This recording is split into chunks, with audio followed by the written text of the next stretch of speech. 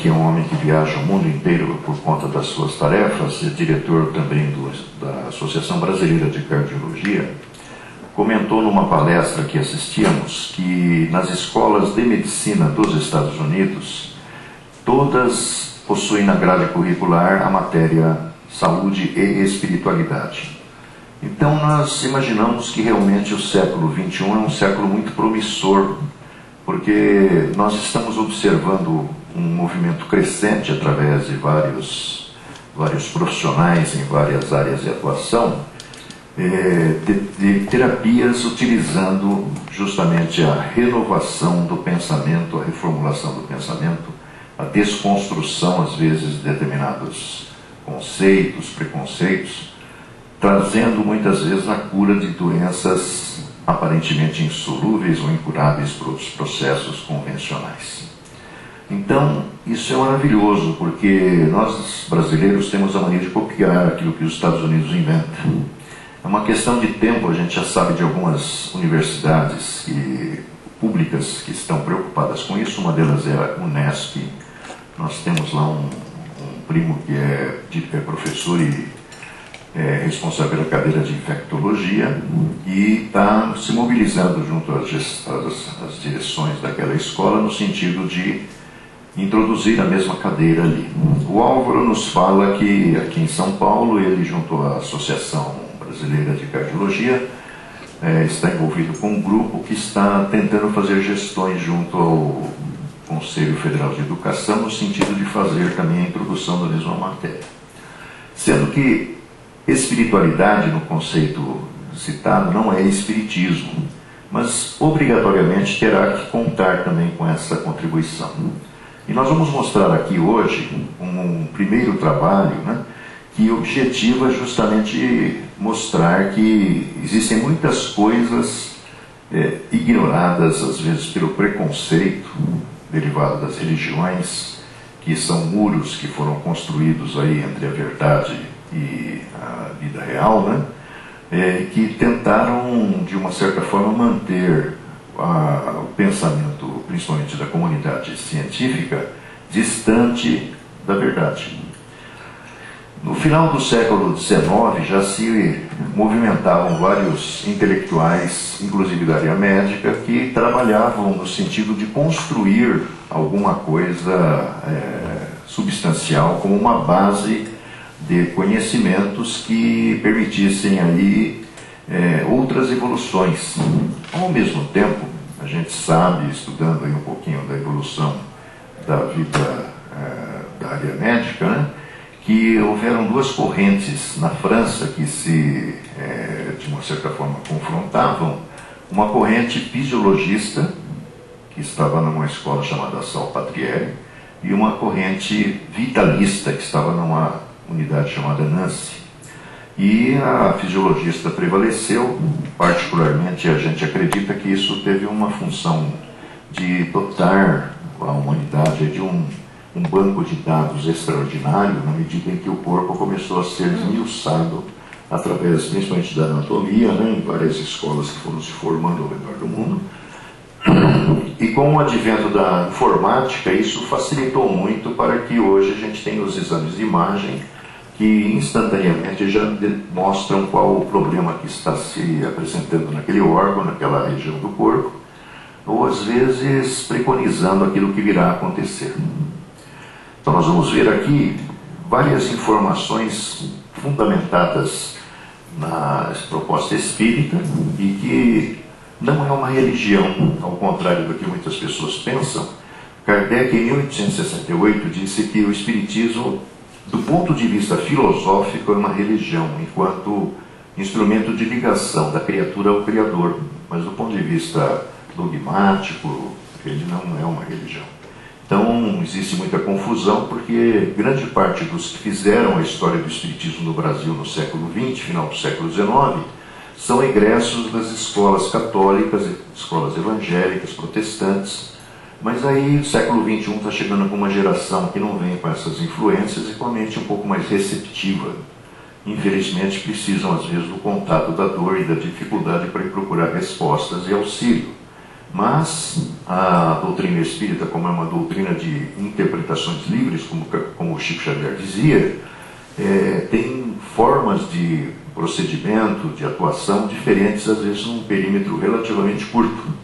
Aqui na Vila Mariana, se formos à Casa do Caminho, a sistemática é uma, se formos no Alta de Souza, unidade 1 é outra, no outro Alta de Souza, na Rua Marinque, é outra, se formos ali no Ceará Bendito é outra, se formos no Pedro Anita é outra, se formos no Grupo Noel é outra. Isso é maravilhoso, porque dá vazão à criatividade e muitas vezes a acolhida no coração daquele que se identifica mais com aquela forma de atuação, né? Porque nós não somos padronizados, nós somos seres em processo de aperfeiçoamento e nos fundamentamos naquilo que naquele momento da nossa existência corresponde às nossas expectativas, né? Então vamos pedir para a nossa assistente aí nos ajudar. Nós partiríamos do pensamento do nosso primeiro filósofo matemático, René Descartes. Viveu no finalzinho do século XVI, começo do século XIX, morreu em 1750. E ele, quando colocou na cabeça que ele tinha que construir um trabalho sobre a verdade, ele descreveu um negócio chamado discurso do método. E no discurso do método, refletindo sobre a própria essência dele, ele chegou à conclusão que ele pensava não apenas enquanto estava acordado, quanto estava dormindo. E isso fez acreditar que, pelo fato de pensar incessante e constantemente, era prova evidente de que ele existia. E ele cunhou aquela expressão ali que é muito conhecida. Mas 500 anos antes de Jesus, nós temos esse outro cabra aqui, chamado Buda, que disse uma outra coisa que é absolutamente verdade e que vai sendo gradualmente acessada pela cultura do século XX e XXI. Somos o que pensamos. Na saúde, na doença, na disposição ou talvez na apatia, nós na realidade somos conduzidos pelo nosso pensamento. E nós vamos mostrar aqui a visão do Espiritismo, como é que o pensamento se forma, como é que ele determina o seu comportamento, o seu procedimento. E tem esse outro cidadão aqui que é um outro líder espiritual respeitado na grande parte da sociedade do lado ocidental da Terra, né? Porque lá no Oriente, embora o nosso palestrante antes tenha dito que lá na Índia Jesus é visto assim como um grande ícone, né? Há outras informações. A própria história da Madre Teresa de Calcutá é uma delas, né? Que a Madre Teresa de Calcutá começa a sua tarefa justamente quando ela fez a primeira incursão numa excursão para fora do local onde ela vivia como professora de uma escola burguesa para descendentes de ingleses. Ela na realidade se deparou com tanta miséria e tanta pobreza que ela chegou à conclusão que a vida dela não tinha sentido, mesmo que fosse uma madre dedicada à caridade. E ao retornar à reclusão daquela noite, ela se ajoelhou diante do crucifixo que estava na cabeceira da sua cama e fez uma indagação: o que queres que eu faça, Senhor? Mais ou menos como Paulo fez lá para o Jesus, que ele apareceu materializado, iluminado às portas da cidade de Damasco. E consta que ela, de repente, teve a atenção voltada para uma inscriçãozinha que estava em cima do crucifixo que tinha em cima da sua cama: tenho sede. E refletindo, ela chegou à conclusão que aquela vida que ela levava era uma vida em vão. No dia seguinte, entregou o seu hábito para a Madre Superior e saiu para iniciar uma tarefa que tem repercussão no mundo inteiro, principalmente a partir do momento que a Lady Di vai fazer uma visita à Índia e vai conhecer o trabalho dela com os miseráveis. E esse trabalho teve expansão quando a AIDS eclode nos Estados Unidos nos anos 70, começo dos anos 80, em que os médicos não queriam tratar porque não sabiam com quem estavam lidando. Ela saiu da Índia, foi até lá e se voluntariou para se colocar a serviço dos aidéticos. Assim começa uma extensão do trabalho dela na Índia, lá nos Estados Unidos. E o primeiro cara que ela assistiu foi um cidadão que ela achou num monte de lixo, porque lá na Índia o lixo é o que mais tem. E ela recolheu aquele cidadão do monturo em que estava, acolheu no abrigo onde ela estava momentaneamente instalada, e ali o tratou. Ele estava com cólera. E quando ela descobriu, ou melhor, quando ele descobriu que ela era inspirada por Jesus, ele, que era um representante de uma das várias seitas e escolas religiosas da Índia, perguntou quem que é esse cara.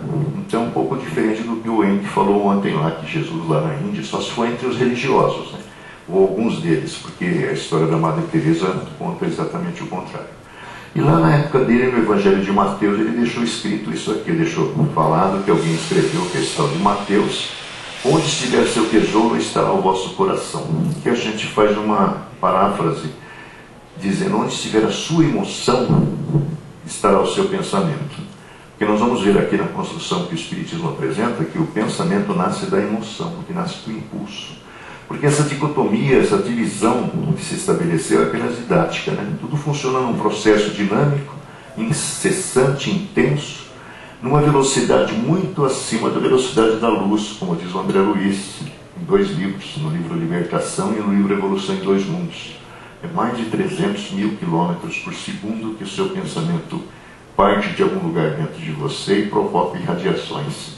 Às vezes, fixado em determinada impressão, ele causa distúrbios em áreas que você já traz lesionadas de existências anteriores, porque o seu corpo, na verdade, é uma projeção, uma extensão de um negócio chamado corpo espiritual, que o Paulo de Tarso já falava, que os hindus já sabiam existir, que chamavam de corpo astral, e que nós espíritas chamamos de perispírito, que sintetiza, na realidade, um conjunto de corpos sutis que, na verdade, fazem isso aqui funcionar, isso aqui se movimentar.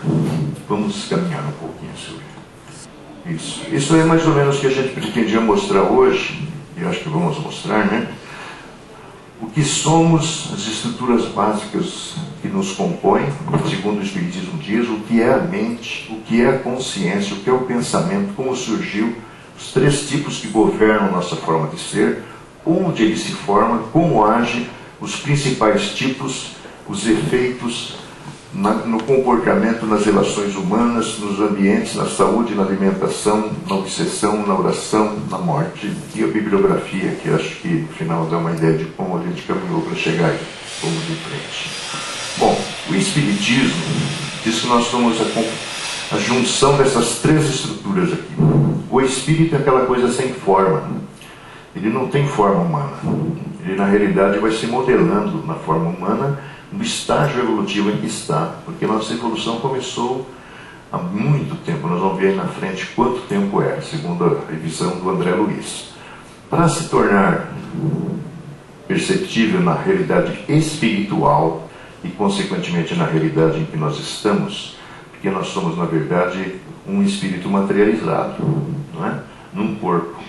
Um corpo perecível, que tem data de validade, e para que ele se modele, segundo os russos, que não eram espíritas, na verdade nem sabem o que é isso. Aliás, o mundo científico e acadêmico, de maneira geral, nem sabe que esse tal de espiritismo existe, olha com desdém. Talvez no futuro venham olhar com um pouco mais de interesse, como vem acontecendo, até porque tem muita gente espírita infiltrado, trabalhando seriamente, pessoas respeitáveis, que estão fazendo trabalhos muito sérios e usando às vezes esses conteúdos. Há informações através da Associação Médico Espírita, cuja presidente e fundadora desencarnou no dia 5 desse mês, a doutora Marlene Rossi Severino Nodari, que nos Estados Unidos, em algumas universidades, as obras de André Luiz já estão sendo observadas com muito interesse. Porque André Luiz, na década de 40, década de 50, já falava de coisas que a ciência médica, principalmente, está acessando agora. As pesquisas dos homens da biologia molecular estão acessando algumas informações que estavam ali colocadas desde aquela época. Então, a composição dessa luz, esse foco de luz, organiza-se nessa estrutura humana agora, para dar origem a esse corpo que será descartado a qualquer momento. O espírito é a individualização do princípio inteligente. Esse princípio inteligente começou a sua caminhada lá na forma mineral. Um filósofo do século XVIII, chamado Leibniz, ele fala na mônada, que é uma estrutura existente numa outra dimensão, embora ele não conhecesse o espiritismo, porque nem existia espiritismo na época. E essa mônada seria a célula, seria o átomo do mundo espiritual. E ele dá origem a todas as estruturas. E em algum momento, há milênios, o princípio inteligente caminha no sentido de se individualizar. Essa individualização ela vai acontecer depois da fase animal. A fase animal ela é dividida em duas etapas, né? A dos animais inferiores e dos animais superiores. O que caracteriza isso? Bom, o animal inferior é o vírus, a bactéria, que depois é sucedida pelos insetos e depois é sucedida pelos peixes. Aí entramos na fase posterior, dos animais que começam a viver de uma certa forma, de uma maneira mais individualizada, como os répteis. Passa pelas aves, passa pelos animais irracionais inferiores, que são aqueles que ainda botam ovos. E a partir do momento em que a concepção, a procriação, a replicação, a reprodução começa a funcionar através de um processo semelhante ao nosso, e os animais vão ficando mais próximos de nós, mais domesticáveis, digamos assim, eles estão numa fase posterior, uma fase superior. E vão chegar à fase humana, que é o elo perdido lá que o Darwin talvez não tivesse conhecimento, que o Espiritismo já fala antes do Darwin fazer a proposição da teoria evolucionista dele. O Espiritismo, no capítulo Os Três Reinos da Natureza, já falava nessa fase de transição, que não necessariamente acontece aqui na Terra. Aconteceria em mundos diferentes, porque há muitas moradas na casa de nosso Pai. Nós não vivemos apenas isoladamente num universo complexo demais, apenas para, talvez, diversão de inteligências invisíveis que nos vão, de uma certa forma, testando nas nossas fraquezas, as nossas possibilidades, né? Então é muito mais amplo do que a gente imagina. Esse princípio individualizado, ele se serve do perispírito, que é um revestimento dele com a forma humana, e dá origem ao corpo físico, que é uma extensão desse chamado corpo perispiritual. Esse é o ser humano que somos nós todos. Vamos em frente. As estruturas básicas do ser humano, então, são o espírito, a mente, que na realidade André Luiz diz que é sinônimo. Só que para se tornar de uma certa forma compreensível e talvez perceptível na nossa realidade, ele precisa de uma outra estrutura chamada mente, que na verdade utiliza o nosso cérebro físico, que é uma espécie de processador daquilo que o espírito determina, que essa mente determina. Existe o corpo mental, que quando você vai reencarnar, quando você vai perdendo a matéria que compõe o seu corpo perispiritual, você vai perdendo isso através de processos diferenciados. Daqui a 2 meses, provavelmente, nós vamos ter uma apresentação sobre reencarnação, as respostas que o Espiritismo dá. E é muito interessante a gente ver como é que você faz para perder essa estrutura desse tamanho que eu tenho e entrar dentro de uma célula que só é visível através do microscópio. E o que entra ali é esse corpo mental. Isso dá origem ao corpo espiritual, que é o chamado perispírito, que por sua vez dá origem ao corpo físico, né? Vamos em frente. Então, o que é a mente? Bom, a mente emana do espírito. Então, na realidade, nós precisamos desse instrumento para nos tornar existentes.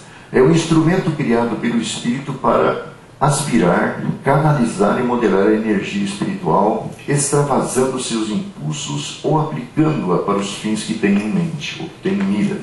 É a sede do raciocínio que guia os nossos atos. A mente pode ser comparada a espelho vivo que reflete as imagens que procura. Nossa mente é uma entidade colocada entre forças inferiores e superiores, em nós mesmos inclusive, com objetivos de aperfeiçoamento.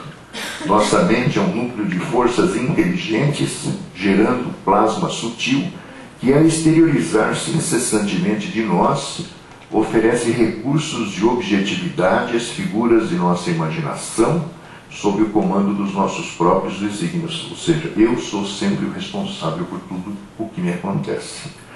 Toda mente vibra na onda de estímulos e pensamentos em que se identifica, gerando o espírito em si mesmo inimaginável potencial de forças mento-eletromagnéticas, exteriorizando nessa corrente psíquica os recursos e valores que acumulou em si mesmo. Esse negócio aqui, no final do século XIX, um engenheiro inglês chamado Frederick Myers escreveu um livro chamado A Personalidade Humana.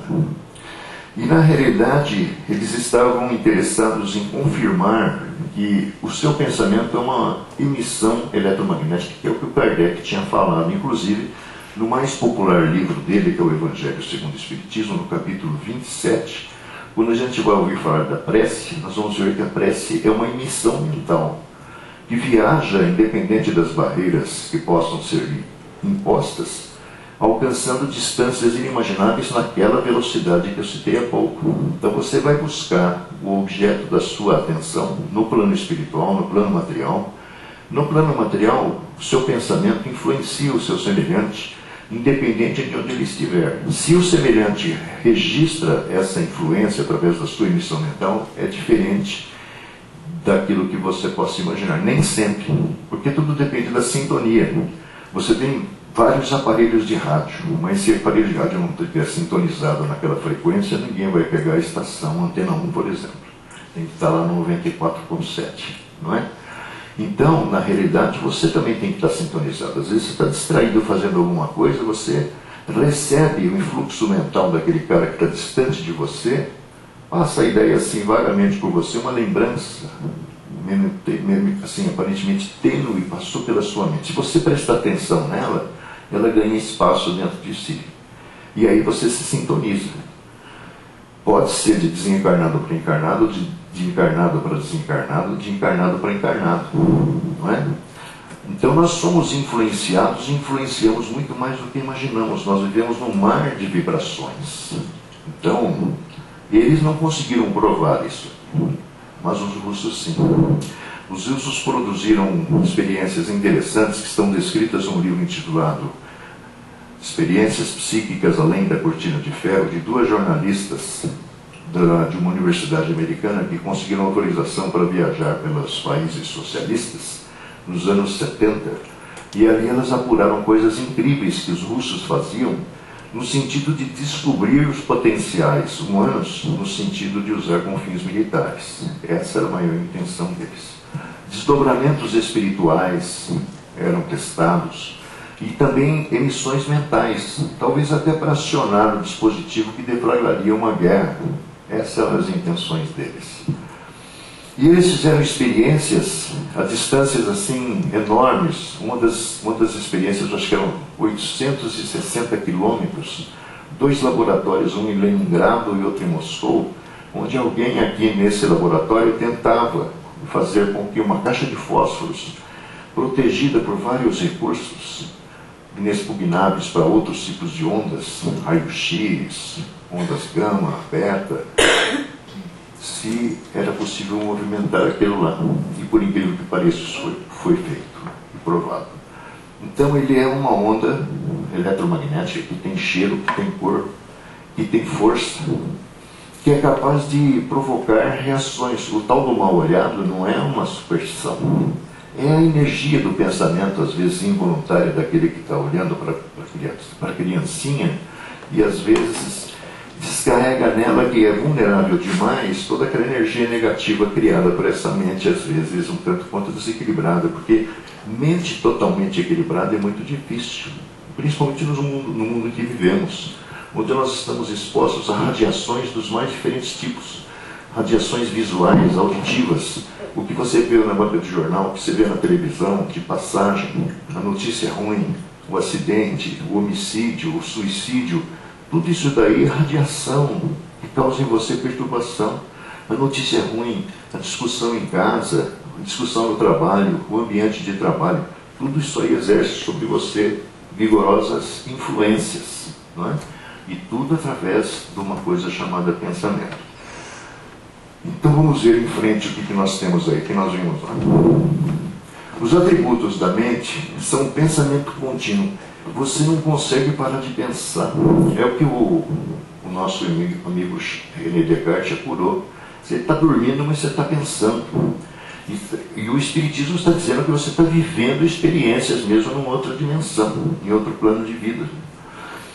Outro atributo da sua mente é a memória.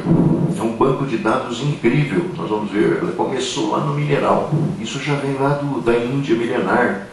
Tem a inteligência, né, que é associada a esse outro atributo, funcionando numa dinâmica incessante, produz isso aqui. que por sua vez vai aumentar isso aqui, porque você não tem a liberdade para fazer tudo o que você quer. Você está cercado por restrições as mais variadas, principalmente na sociedade em que você vive, na espécie em que você está misturado, não é? Vamos em frente.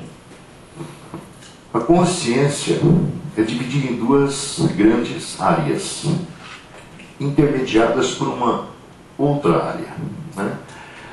Ela começa no inconsciente, que na verdade é aquele banco de dados chamado memória.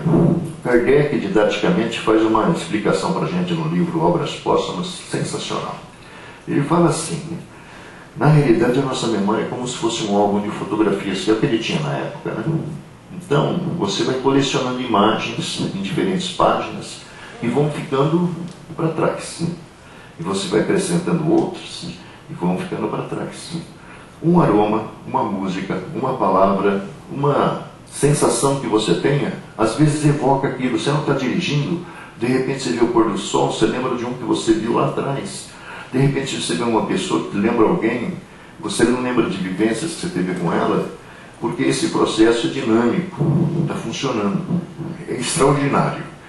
E ele, na realidade, essa mente inconsciente, ou essa memória global, integral, ela acessa o nosso nível consciente através de uma coisa chamada subconsciente, que é o que a psicologia analítica definiu, né? E aqui nós encontramos as informações dos espíritos dizendo que é como se fosse um disco rígido que armazena nossas experiências de vida, basicamente com programas estímulo-reação, porque você, na realidade, só reage a estímulos que você recebe, né? A mente de vocês, nesse momento, está reagindo aos estímulos do som da minha palavra ou das imagens que eu estou transmitindo a vocês.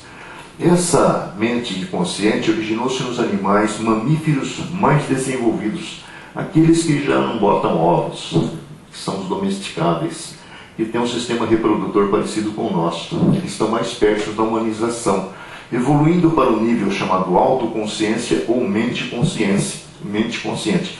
E vocês que têm animais domésticos, veem que às vezes os bichinhos têm um comportamento muito próximo de nós. Eles assimilam a nossa forma de pensar e sentar, pensar e agir, e eles manipulam às vezes os seus donos, não é assim? Eles são ciumentos, eles são possessivos, eles têm um comportamento muito humanizado, às vezes mais humanizado que muitos seres humanos, porque os seres humanos compõem um espectro imenso. Nós temos seres humanos antropófagos no século XXI, e temos seres humanos que já estão pensando em ir para Marte e não voltar nunca mais, não tem? Gente que estuda nas grandes universidades, que são inteligências aparentemente superdotadas. Ela constitui-se numa espécie de piloto automático. E olha isso aqui, ó. Que sensacional essa informação. Está no livro Biologia da Crença, que não é um livro espírita, de um biólogo americano chamado Bruce Lipton. E olha que ele fala que a ciência já consegue afirmar. Estima-se que esse inconsciente lá, essa memória, é capaz de processar 20 milhões de estímulos ambientes por segundo. Vou cutucar o seu olho, você pisca. Mas nesse processo de tentar assim atingir o seu olho e você ter essa reação, bilhões de informações foram processadas. Não falei que é 300 mil quilômetros por segundo? Olha aí. É um processo realmente vertiginoso, é o que os espíritos falam, né? E aqui é o biólogo americano que não é espírita. E tem a mente consciente, que é essa da vida de relação, né? Corresponde ao que se costuma chamar consciência, sendo na realidade a zona periférica da nossa mente. Se expressa nos fenômenos conscientes como os da percepção, do pensamento e do sentimento. E tudo começa na percepção. É o estímulo, é aquela sensação que vai provocar um determinado desejo, uma determinada emoção, que vai gerar o pensamento a partir do sentimento que se construiu em função disso. Nela se manifestam impulsos caracterizados pela compulsão, a reação. Vou te agredir, você imediatamente se defende, ou então você devolve a agressão. Compulsão originados no nosso nível inconsciente, porque você tem a memória lá acumulada de dados, de informações que remetem você a uma reação compulsiva e impulsiva desse sentido. Agora, entre o inconsciente, que é o automatismo que lhe caracteriza, e o consciente, essa pequena diferença. Enquanto aqui você processa por segundo 20 milhões de estímulos. Quando você começa a pensar, você só consegue produzir isso aqui, ó. Então, acho que o grande lance da evolução é você aumentar isso aqui.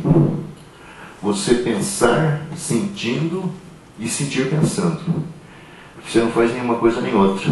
Você age mais como uma criatura meio que irracional diante da situação que se lhe apresenta, né? A tentação que te provoca não é a tentação que está fora de você, é a tentação que está dentro de você. O que te atrai para determinadas coisas é justamente o que te provocou prazer em algum momento lá dentro de você. E essa sensação de prazer, ela não está lá fora. Aquilo lá fora é apenas o dado referencial para ativar aquilo que está dentro de você, porque você é responsável sempre por você mesmo, né? Seguindo em frente. Como surgiu essa história do pensamento?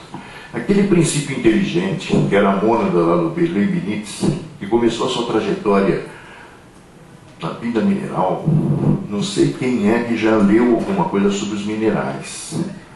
Nós temos da pedra bruta ao cristal. O cristal, existem estudiosos que afirmam que são capazes de produzir a cura. Você faz o mergulho de um determinado tipo de cristal com determinadas características na água, ele libera uma substância que vai provocar, teoricamente, se você acredita, a cura, né? Essa história dos cristais, ela está presente no seu relógio aí. O seu relógio tem quartzo.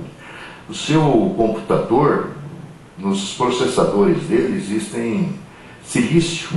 São minerais capazes de conservar dados, armazenar informações, transmitir ondas eletromagnéticas, captar ondas eletromagnéticas.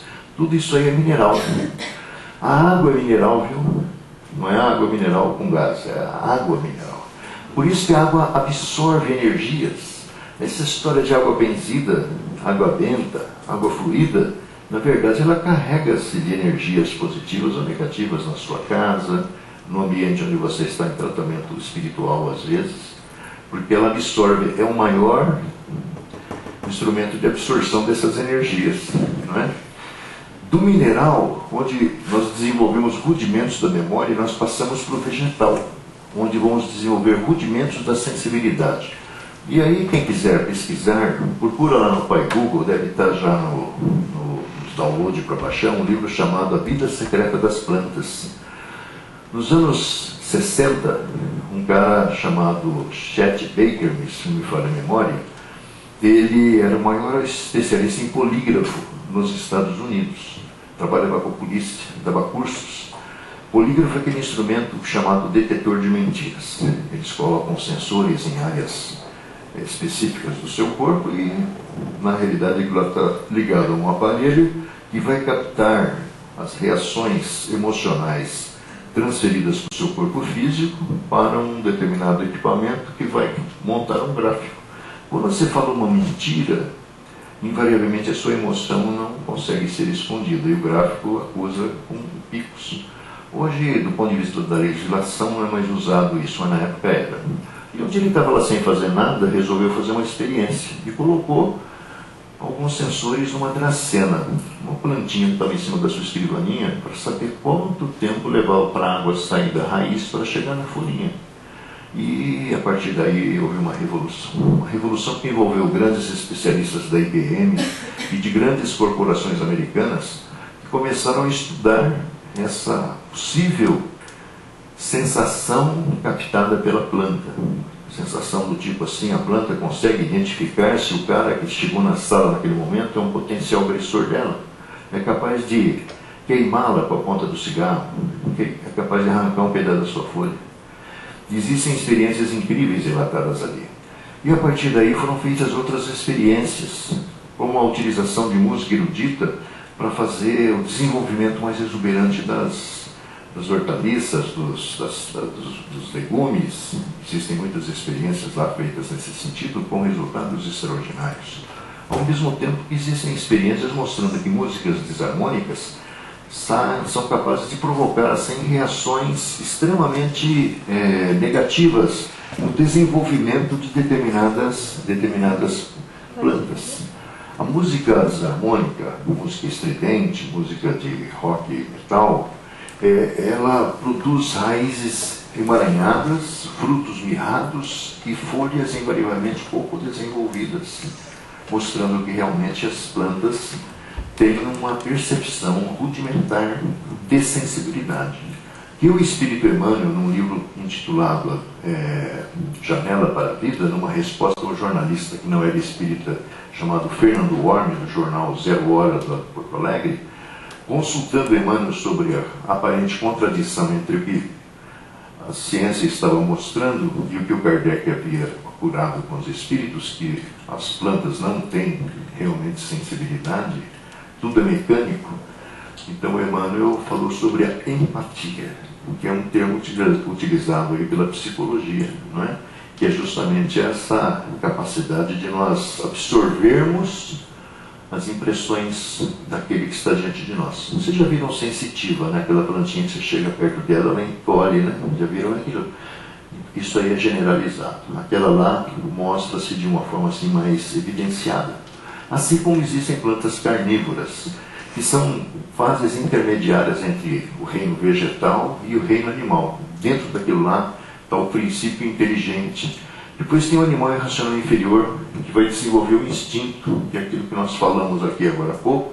O superior, que é aquele que já se reproduz como nós, que já tem pensamentos fragmentários, já consegue ser adestrado. Você consegue fazer o cachorro, hoje tem cachorro que dança, né? Não sei se vocês já viram isso. Tem cachorro que, dependendo do tipo de treinamento que recebe, te protege a sua casa, ataca o seu agressor, não é? Isso já é uma coisa muito patente. Ele está mais perto da gente. E aí chega no espírito que tem um pensamento contínuo, que é esse que nos caracteriza, e não consegue ser estancado, nem na meditação, nem na meditação. Mesmo na meditação você está trabalhando com o seu pensamento. O tempo estimado pelo André Luiz de lá até cá, aproximadamente 1,5 bilhão de anos, 150 milhões de séculos. E se vocês pegarem qualquer livro de biologia e verem, por exemplo, dentro do reino animal ou do reino vegetal, a quantidade de espécies que existem dentro de cada uma das variáveis que lá estão, vocês vão ver. E dependendo do tempo de vida de cada um deles, realmente é assim que funciona. E existe um biólogo molecular inglês, chamado Rupert Sheldrake, que propôs um negócio chamado campos morfogenéticos. Esses campos morfogenéticos estariam por trás do automatismo que você observa na replicação do vírus e da planta e de todas as espécies. E o Sheldrake, pode olhar lá no Pai Google, vocês vão encontrar informações interessantes. Ele é formado numa grande universidade inglesa, com especialização em Harvard, depois foi trabalhar na Índia. E lá ele se embrenhou de outras ideias, que acabou somando com tudo aquilo que ele sabia, e propõe essa história dos campos morfogenéticos. Um conceito muito interessante que vai naturalmente evoluir mais ainda, né? Vamos em frente. Aí, como evoluiu o pensamento contínuo? André Luiz tem uma teoria muito interessante no livro Evolução em Dois Mundos. Ele fala que a palavra é justamente o ponto de partida para essa evolução. Então ele fala naquele livro assim, aprendida a constituição mecânica das palavras, com seu exercício incessante e fácil, a energia mental do homem primitivo expande gradativamente o pensamento que se dilata. Então, a partir da comunicação é que nós vamos desenvolvendo essa capacidade, né? Pela compreensão progressiva entre as criaturas, por intermédio da palavra, fundamenta-se no cérebro o pensamento contínuo. Então, é uma consequência, ele é um efeito desse processo que nos interligou na nossa espécie, transformando as ideias relâmpagos e as ideias fragmentos que vêm lá dos animais irracionais, da crisálida da consciência no reino animal, em conceitos e intuições, porque a gente começa a conceituar, começa a perguntar, traduzindo desejos e ideias. E aí nós começamos o processo de individualização, né? Que lentamente observa-nos tocado por estranha metamorfose. A ideia moral da vida começa a nos preocupar o crânio. Os porquês ali nascerem fragmentários no íntimo insuflam-lhe aflição e temor. Se reconhecendo ínfimo e frágil diante da vida, compreende que perante Deus, seu Criador e Pai, está entregue a si mesmo. E aí surge o princípio da responsabilidade que havia naturalmente nascido como consequência de todo esse processo descrito por ele, que não é um processo assim de um dia para o outro, que leva e consome muito tempo, né? Vamos em frente. Aí, afinal, o que é o pensamento? Segundo Kardec, na Revista Espírita de dezembro de 1864, o pensamento é uma força, é o atributo característico do ser espiritual. É ele que distingue o espírito da matéria, e sem o pensamento não seria espírito, que é o que o René Descartes tinha dito lá no século XVII, né? Penso, logo existo, quer dizer, se eu não pensar, eu não sou. O pensamento é pré-existente e sobrevivente ao organismo. Podemos morrer, mas continuaremos pensando, porque nós somos pensamento puro, né? Esse ponto é capital, disse Kardec em 1867. O pensamento é força viva em toda parte, atmosfera criadora que envolve tudo e todos. O pensamento é força criadora da nossa própria alma, e por isso mesmo é a continuação de nós mesmos. Através dele atuamos no meio em que vivemos e agimos estabelecendo o padrão de nossa influência no bem e no mal. Na realidade, nós vamos ver aí ao longo desse ano, se vocês vierem, informações do tipo assim: eu sou, na realidade, um ser que expande uma energia ao redor de mim mesmo, eletromagnética, que na realidade são fluidos, e esses fluidos fazem com que nós sintamos-nos bem perto de alguma pessoa ou sintamos-nos mal, dependendo do tipo de pensamento que ela constantemente vibra. As pessoas muito negativas, você chegando perto delas, se passa mal. Ao passo que pessoas muito otimistas, às vezes até te contagiam pela simples presença delas. Chico Xavier, eu estive lá 3 vezes com ele na casa dele, e na realidade Chico Xavier era um cidadão, uma pesquisa feita por americanos da NASA em 1981, um tal de Paul Reed esteve aqui no Brasil, e ele fez um instrumental que trouxe uma avaliação da aura de Chico Xavier, para ver o campo eletromagnético que circundava aquele indivíduo. Ele chegou a uma conclusão que a aura do Chico era de 10 metros de diâmetro. Eu vi. As pessoas que chegavam perto de Chico Xavier não conseguiam, às vezes, articular a palavra. Elas chegavam e desabavam no choro. Tal era a irradiação de amor que exalava daquele cara. Agora, isso nasceu ontem, é por causa dos espíritos que estavam com ele? Não. Aquilo lá é o fruto de um trabalho continuado em prol do bem do semelhante, renunciando a si mesmo, como o chefe tinha dito, né? Se você quer vir após mim, renuncie a ti mesmo, toma a cruz dos seus problemas sobre o ombro e siga-me. Isso foi o que Jesus falou para aquele moço que perguntou como é que eu faço para chegar no reino de Deus. Agora, não precisa dizer que o moço sumiu e nunca mais voltou, né? Nós somos assim, nós sabemos o caminho, mas não queremos segui-lo. O pensamento é matéria mental, compondo um maravilhoso mar de energia sutil em que todos nos achamos submersos. O mais extraordinário é que nem o celular, né? Você tem 4 operadoras, Vivo, Oi, Claro, TIM, bilhões de combinações no mundo inteiro dentro das mesmas operadoras. Mas um número aqui meu não confunde-se com o sinal do número que está lá do outro lado do mundo, na China. É assim o pensamento. O seu pensamento não se mistura comigo, a não ser que eu me sintonize com você. O Gilberto Gil, quando foi feito lá o credenciamento do Chico, o Prêmio Nobel da Paz de 1982, ele na realidade construiu uma música dizendo que nós estávamos num mar de vibrações. Foi até a Elis Regina que cantou. E é isso aí. Nós estamos num mar de vibrações. Nós só captamos a influência de um e de outro através da nossa sintonia mental. O pensamento ou fluxo energético do campo espiritual dos seres criados se gradua nos mais diferentes tipos de onda. Olha aí, ó. Passando pelas oscilações curtas, médias e longas. Um ser acanhado mental e intelectualmente, que vive numa tribo indígena qualquer lá na África, não é? Na realidade não pode ter o mesmo tipo de onda mental de um cara que está numa cidade maluca como essa que a gente vive. você tem uma capacidade de criação muito maior do que aquele cara. Até pelo seu arquivo. O seu banco de dados de 20 bilhões de estímulos não é igual ao dele. A construção de memória dele é mais rude. Ele vai chegar onde você está um dia e você vai caminhar mais ainda, porque esses 20 bilhões não é um número definitivo. Você continua incorporando ideias, informações, a partir das experiências, dos conhecimentos que você vai adquirindo. E aí você vai construindo um inconsciente cada vez mais poderoso, com cada vez mais elementos para discernir entre o certo e o errado. É assim. Em que se exterioriza a mente humana até as ondas fragmentárias dos animais, cuja vida psíquica ainda em germe somente arroja de si determinados pensamentos ou raios descontínuos.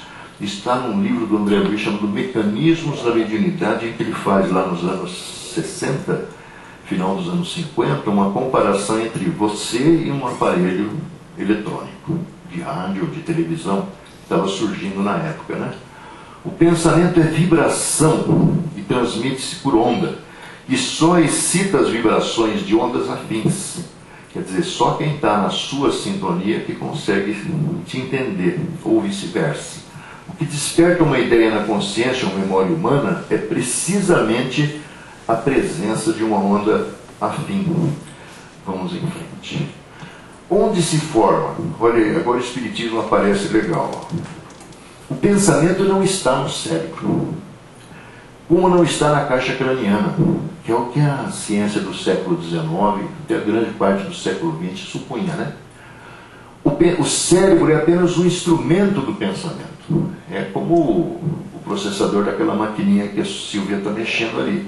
Como o olho é um instrumento da visão, e o crânio é a superfície sólida que se molda aos movimentos do instrumento. Se o instrumento for danificado, não se dá a manifestação. Um AVC, uma bala que atingiu sua cabeça, uma batida, o coágulo que está travado lá dentro. Se o instrumento for danificado, não se dá a manifestação exatamente como quando se perdeu um olho. Não se pode ver mais. O que não quer dizer que o cara que está por trás do computador não esteja lúcido.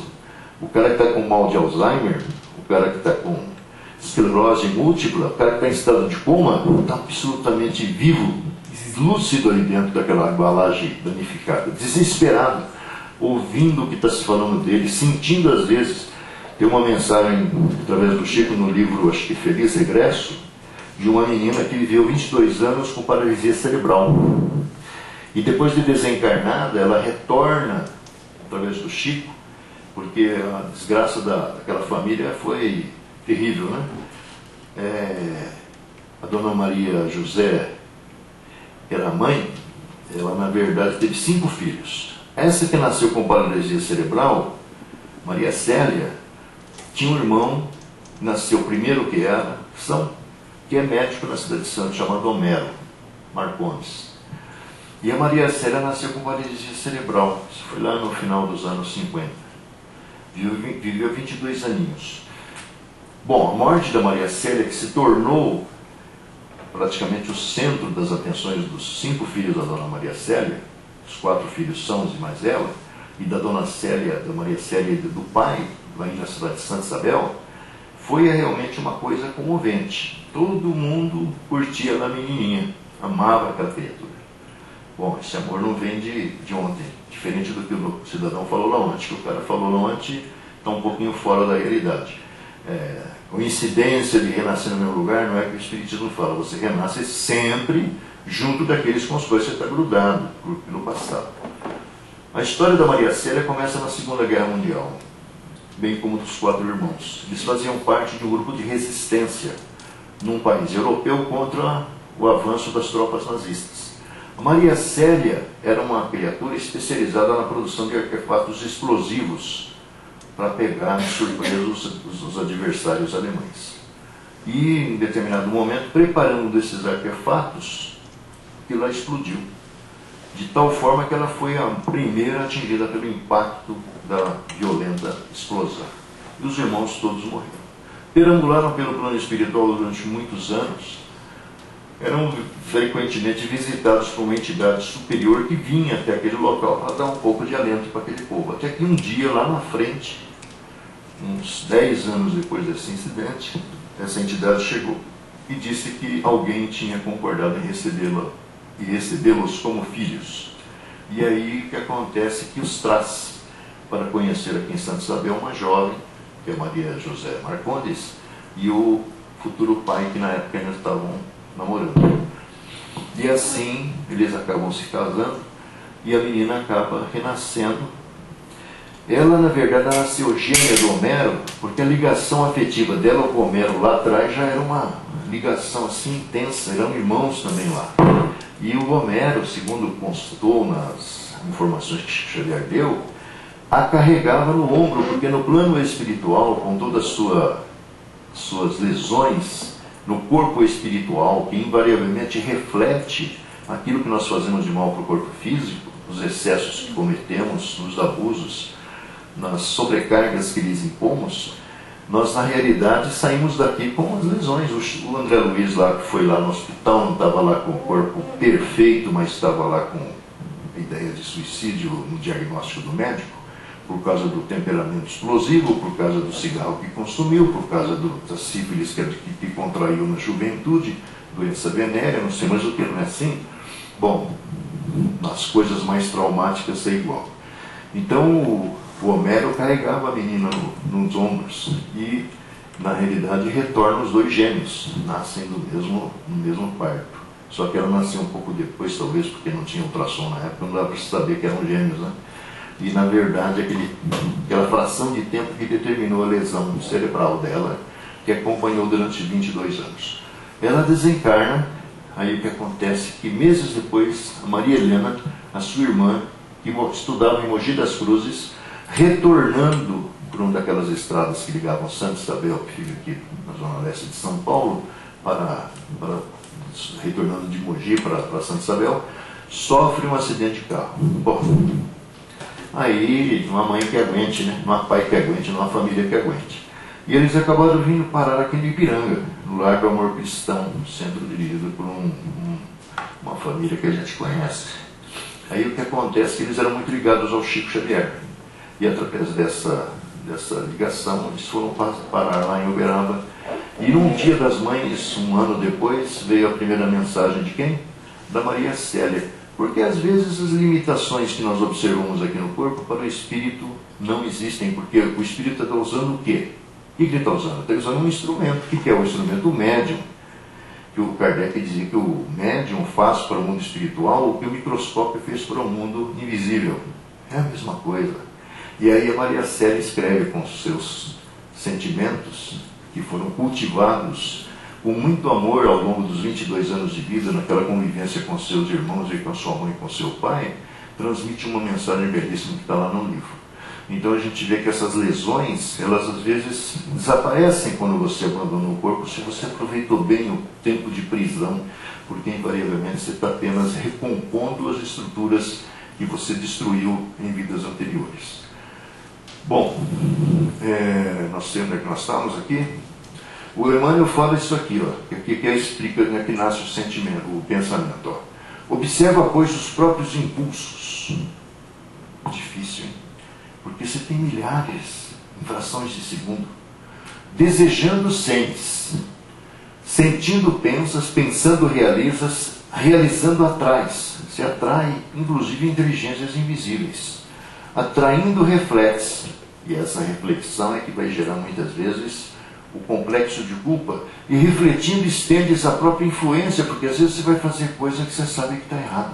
A crescida dos fatores de indução do grupo com que te afinas, porque você está preso a determinados grupos sociais, familiares, profissionais ou nas relações de amizade. O pensamento é, portanto, nosso cartão de visita. Todo espírito na condição evolutiva em que nos encontramos é governado essencialmente por 3 fatores específicos. Ou mais propriamente, a experiência, é o seu inconsciente lá, o conjunto dos nossos próprios pensamentos, o estímulo que te provoca de fora para dentro, circunstância que nos impele a pensar, e a inspiração, porque você tem também as influências espirituais, equipe dos pensamentos alheios que aceitamos e procuramos.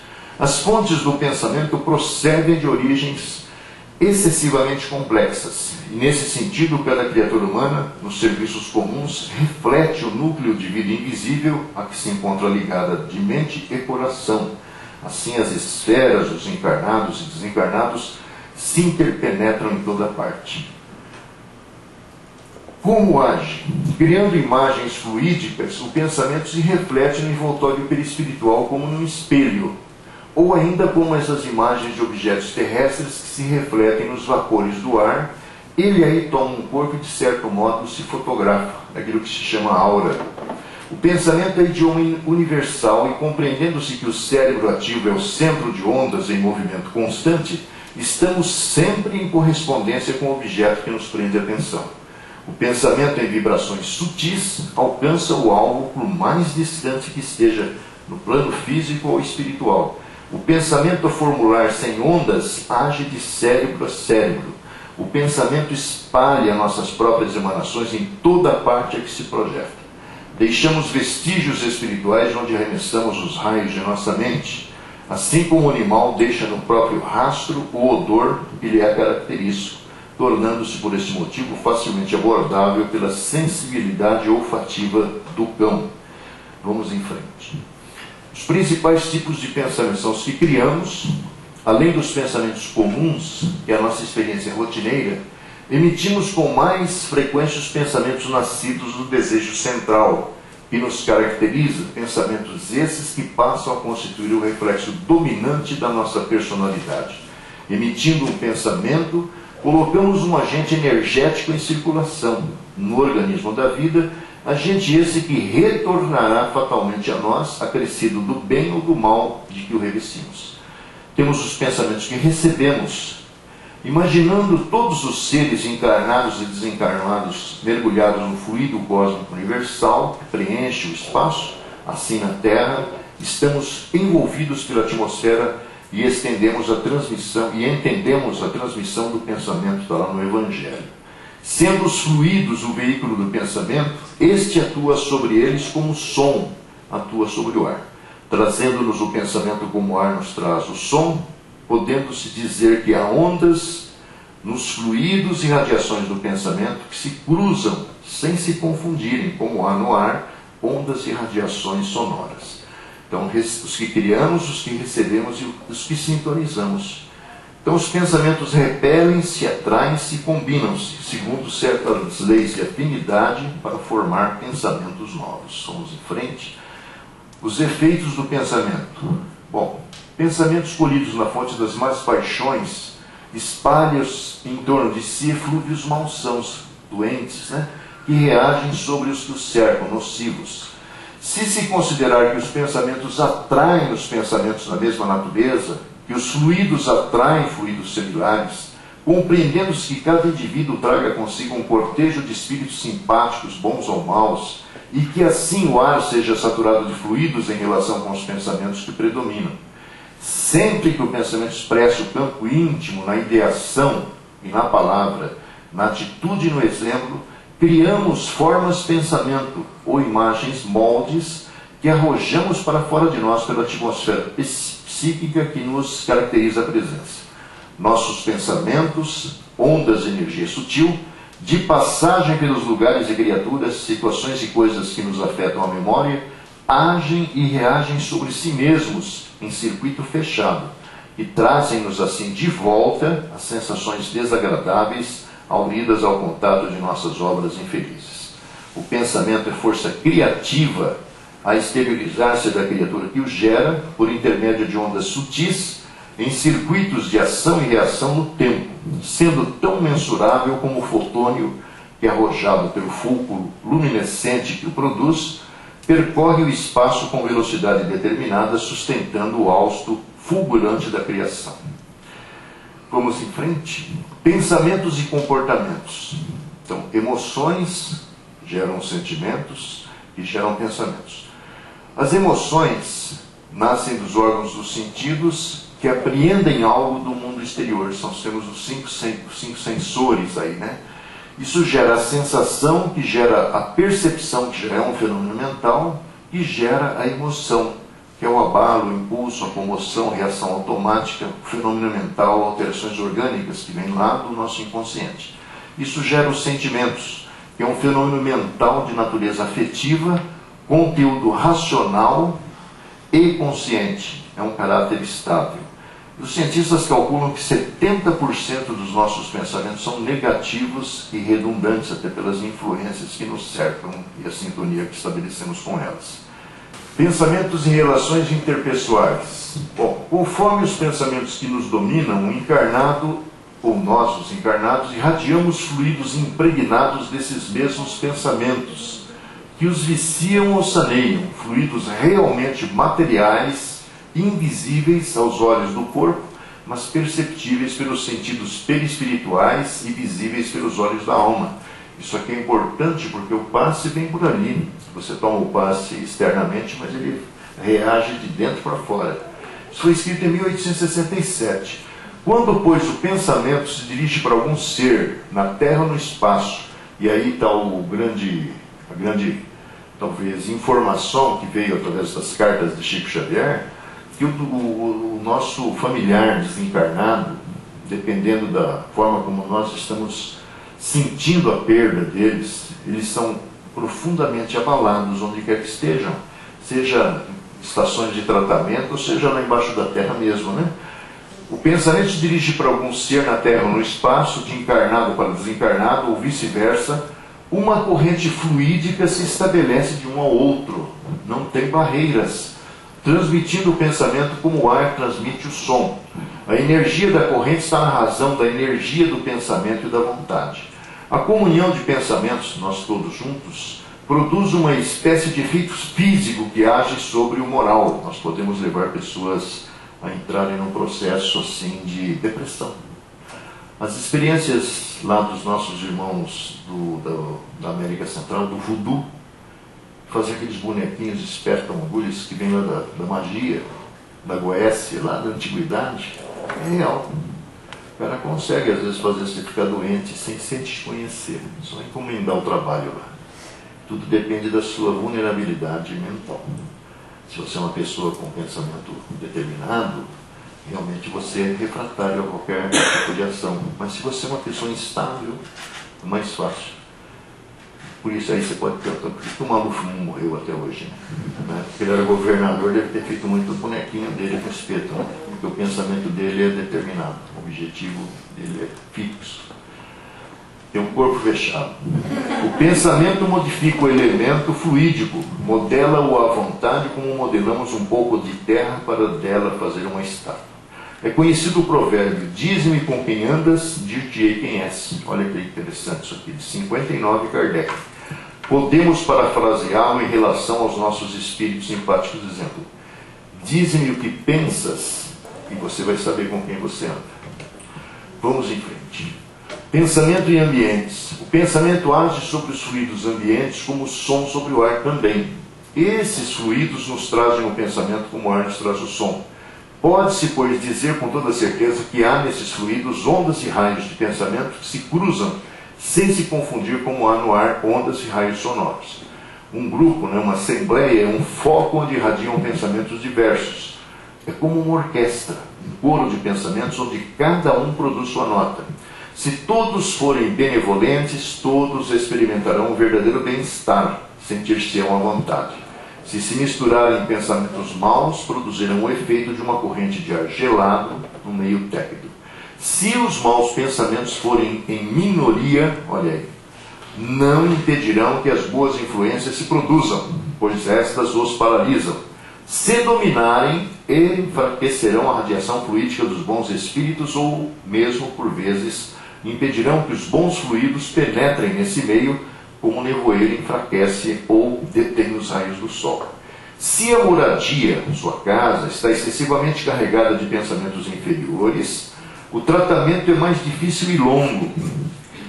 Entretanto, se o recinto doméstico se mostra limpo e isento de quaisquer influências nocivas, o tratamento encontra facilidade para se revelar. Isso aqui é a propósito do tratamento homeopático, principalmente, onde a informação que está naquele livro ali, Porto da Alegria, o Espírito fala que depois da mãe dele, que é médica aqui na Terra, homeopata, fazer lá a prescrição dos remédios homeopáticos para os assistidos da instituição que ela está ligada, que é o Grupo Regeneração Niterói, no Rio de Janeiro, uma equipe de espíritos pega a ficha e vai visitar lá a casa para ver o estado do ambiente espiritual. Porque onde estão várias pessoas reunidas, evidentemente nem todas pensam da mesma forma, e a gente nem sabe exatamente o que as pessoas que estão ao nosso lado estão pensando, né? Então, às vezes, isso contamina o ambiente onde nós estamos, até pelas influências que nós atraímos dos lugares por onde passamos. Vamos em frente. Pensamentos e saúde mental e física. O pensamento atua sobre os fluidos espirituais, se transmite de espírito a espírito, saneia ou vicia fluidos ambientes conforme sua característica boa ou má. Pensamentos atraem pensamentos da mesma natureza, fluidos atraem fluidos similares. Pensamentos colhidos na fonte das más paixões, isso aqui é ódio, inveja, ciúme, egoísmo, falsidade, hipocrisia, espalham em torno de si eflúvios fluídicos malsãos que reagem sobre os que os cercam. Conforme os pensamentos que o dominam, o encarnado irradia fluidos impregnados desses mesmos pensamentos que os viciam ou saneiam. Fluidos realmente materiais, embora impalpáveis, invisíveis aos olhos do corpo, são perceptíveis pelos sentidos perispirituais e visíveis pelos olhos da alma. Alguns médiuns conseguem ver. Eliminar o fluido mau se consegue com a ajuda de um fluido melhor, que produza de alguma forma um efeito reativo. Necessário também a vontade e a prece, o mais poderoso auxiliar contra a obsessão, como aliados no processo de cura. Toda tensão mental acarreta distúrbios de importância no corpo físico. O pensamento sombrio adoece o corpo são e agrava os males do corpo enfermo. Seguindo, pensamentos e alimentação. A água, que nós falamos há pouco, é um dos corpos mais simples e receptivos da Terra. A água, como fluido criador, absorve em cada lar as características mentais dos seus moradores. Ricos em água, os alimentos absorvem as energias do ambiente e da mente daqueles que os estiverem manipulando. Por isso que a gente às vezes come comida e não sacia fome, porque eles estão desvitalizados. Porque a água que foi utilizada como a água que compõe o vegetal, ou os outros elementos que estão sendo cozidos, invariavelmente estão impregnados do cara que está trabalhando com raiva, com má vontade. O patrão, o chefe que chamou a atenção dele, não está cuspindo dentro da comida, mas é como se ele estivesse contaminando tudo aquilo lá, ou extraindo daquilo a energia. O Emmanuel fala que certos estavam os evangélicos que oravam antes de se alimentar, porque eles neutralizam os prejuízos que o alimento mal produzido pode lhes acarretar, ou às vezes até vitalizam aquela comida, né? Pensamentos de tristeza, preocupações, discussões e ofensas mantidas na tela mental contaminam os alimentos com toxinas mentais, que poderão comprometer a qualidade dos pratos produzidos, causando, até isso aqui o Emmanuel fala, hein? Crises gastrointestinais, febres inexplicáveis, exigindo por vezes até internação hospitalar.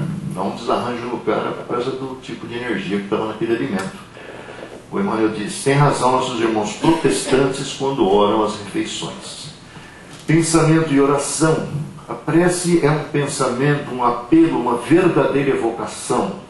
Sendo um pensamento benévolo, não pode deixar de ser agradável àqueles a quem se dirige. 1859 o Kardec escreveu. A prece, qualquer que ela seja, é ação provocando reação que lhe corresponde. Conforme sua natureza, paira na região em que foi emitida, ou eleva-se mais ou menos, recebendo a resposta imediata ou remota, segundo as finalidades a que se destina. Está no livro Entre a Terra e o Céu. Pensamento e obsessão. Quando um espírito bom ou mau quer atuar sobre um indivíduo, envolve-o, por assim dizer, no seu perispírito, como se for um manto, interpenetrando-se os fluidos, os pensamentos e as vontades dos dois se confundem, e o espírito então serve-se do corpo do indivíduo como se fosse seu, fazendo-o agir à sua vontade, falar, escrever, desenhar, quais os médios. Os espíritos perversos não só agem sobre os pensamentos, mas também sobre o corpo, com o qual se identificam e do qual se servem como se fosse o próprio. Provocam atos ridículos, gritos, movimentos desordenados, com toda a aparência de loucura ou ideia fixa. É pelo pensamento que os homens encontram no umbral os companheiros que afinam com suas tendências de cada um. Toda a alma é um ímã poderoso. Traímos de lá a uma extensa humanidade invisível que segue a humanidade visível. Todas as imperfeições morais são portas abertas que dão acesso aos maus espíritos. O pensamento age sobre os fluidos ambientes como o som age sobre o ar. Esses fluidos nos trazem o pensamento como o ar nos traz o som.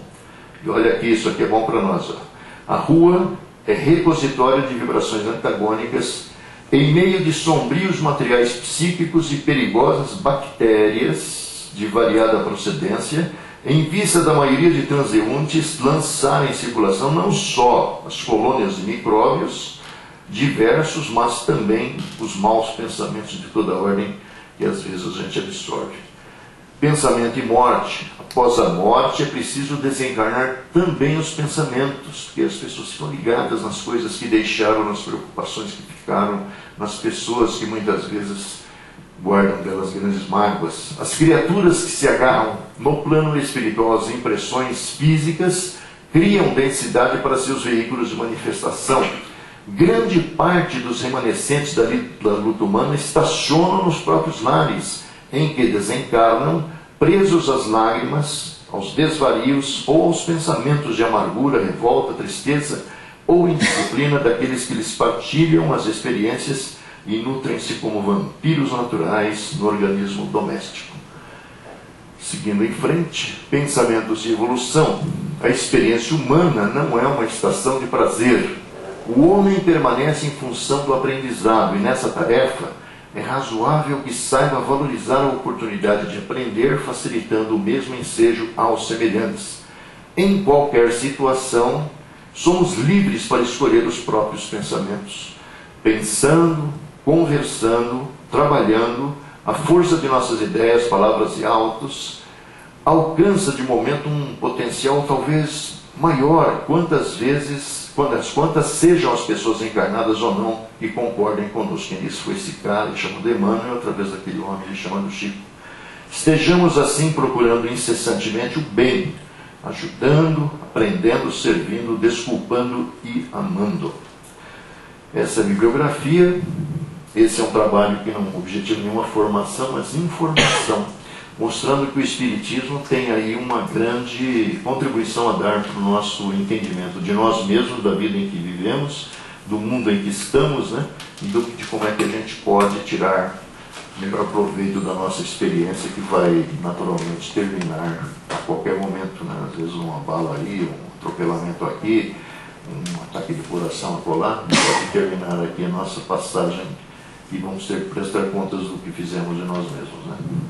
Se alguém tiver alguma pergunta, a gente, se souber, dá a resposta, senão a gente arruma para trazer uma outra oportunidade.